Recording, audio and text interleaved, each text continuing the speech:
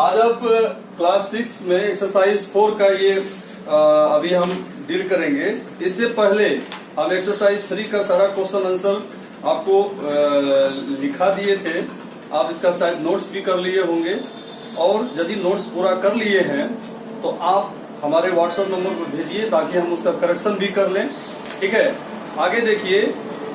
Exercise 4 में है वीर रानी Avantika by. इसमें आप ये सीखेंगे, इसके लेखक गोपाल कृष्ण कोल जी हैं, और इसमें आप ये जानेंगे कि पराधीन काल में, पराधीन मतलब दूसरे के अधीन, अंग्रेजों के अधीन, किस प्रकार अंग्रेज एक एक करके भारतीय रियासतों को अपने अधीन करते जा रहे, और अपनी आजादी के लिए अंग्रेजों से जूझते हुए हमारे देश की वीरांगनाओं ने किस प्रकार अपना बलिदान कर दिया, परंतु अंग्रेजों की अधीनता स्वीकार नहीं।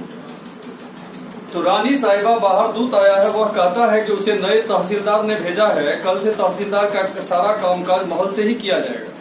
तो सेवक ने कहा, तो तहसीलदार हमारे होते हुए तहसीलदार क्यों, तुम जाओ। रानी अवंतिका बाई उत्तेजित होकर के बोली, यह अंग्रेजों की नई चाल है। वे तो राजा साहब के स्वर्ग जाने के बाद से ही आंख गड़ा कर बैठे हैं। मंत्री ने कहा, तो कुमार विक्रमजीत सिंह के मानसिक रोगी हो जाने की खबर दिल्ली तक पहुंच ही गई। एक दरबारी बोला, लेकिन आपके सिंहासन पर होते हुए अंग्रेज हमारे राज्य में कैसे घुस सकते हैं। दूसरे दरबारी ने कहा, हम अपनी जान पर खेल जाएंगे, किंतु ऐसा न हो। ठीक है, जरा ठहरो, अभी क्रोधित होने का वक्त नहीं है। तहसीलदार की नियुक्ति का संदेशा नहीं आया, तहसीलदार स्वयं आया है। इसका मतलब उसके साथ सरकारी फौज भी आई होगी। हम घेर लिए गए हैं। हाँ, अभी चुप रहना ही ठीक रहेगा। मंत्री जी आज रात ही सभा बुलाइए, पर ध्यान रहे कि अंग्रेजों को इसका पता न चलने पाए। रानी ने कहा। ठीक है, रात होते ही महल से दूर एकांत में सब जागीरदारों की सभा बुलाई गई। सबने मिलकर तय किया कि अभी अंग्रेजों से भिड़ना ठीक नहीं, पहले विशाल सेना तैयार कर ली जाए, तभी आक्रमण करना ठीक रहेगा। अगली सुबह महल के एक कक्ष में अंग्रेज अधिकारी का सामान रखा जाने लगा। अंग्रेजों को लगा कि राजा की मृत्यु और उनके पुत्र के मानसिक रोग के कारण रानी अवंतिका बाई काफी कमजोर पड़ गई है, और इसी कारण रियासत की तरफ से कोई विरोध नहीं हुआ, ऐसा अंग्रेज सोच रहे थे। तो इधर सैनिकों ने नवयुवकों में क्रांति की भावना भरनी शुरू की। हर गांव के घर घर में अंग्रेजों को भगाने का विचार फूका जाने लगा। सैनिकों का प्रयास रंग लाया। हर घर से कोई न कोई सेना में भर्ती होने लगा, और दिन भर नवयुवक खेतों में काम करते, और शाम ढलते ही सैनिक प्रशिक्षण में जी जान से जुट जाते। प्रशिक्षण मतलब वही ट्रेनिंग होता है।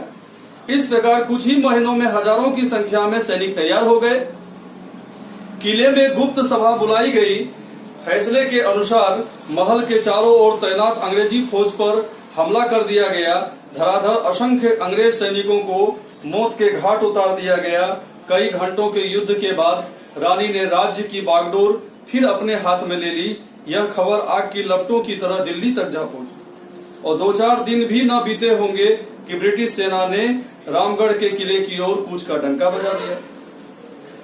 किला घेर लिया गया।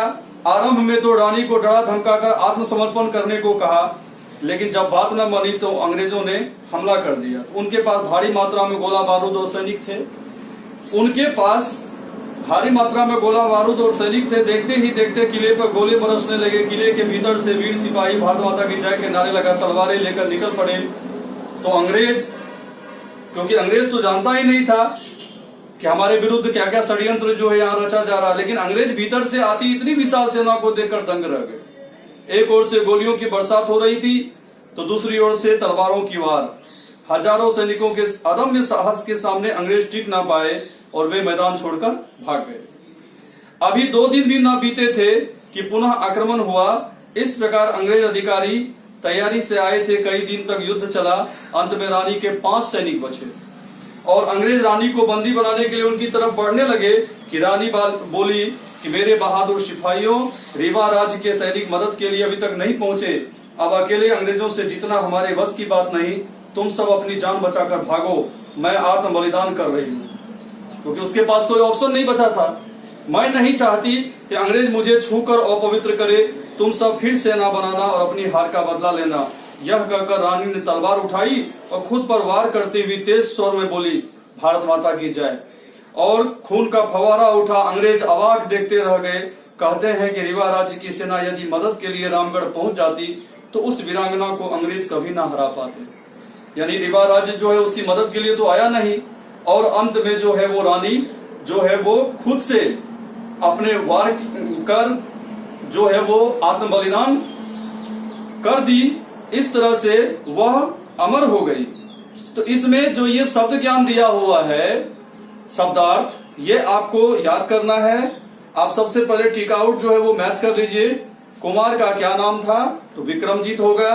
ब्रिटिश सेना ने कौन सा किला घेर लिया था? रामगढ़।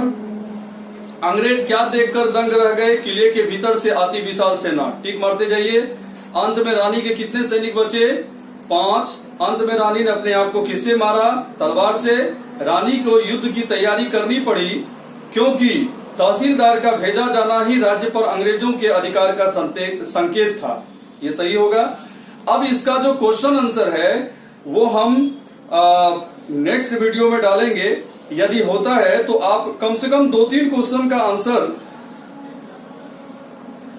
हमारे ख्याल से ये क्वेश्चन आंसर आपको नेक्स्ट वीडियो में ही डालना उचित होगा, क्योंकि उससे पहले आप टिक आउट, वर्ड मीनिंग और चैप्टर ये तीनों पहले पढ़िए, फिर नेक्स्ट वीडियो में हम इसका क्वेश्चन आंसर भी बताएंगे। आप लिखेंगे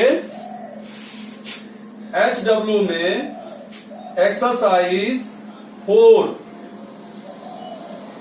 रीड नाइसली, पहले अच्छी तरह पढ़ना है, फिर learn it, word meaning and tick out.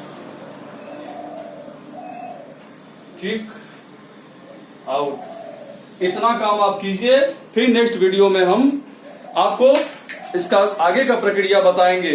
और पीछे वाला जो नोट्स आपका कंप्लीट है तो वो हमारे व्हाट्सएप नंबर पर भेजिए, ताकि हम देख लेंगे कि कितना स्टूडेंट जो है वो विधिवत नोट्स जो है वो अप टू डेट कर रहा है। Okay, thank you.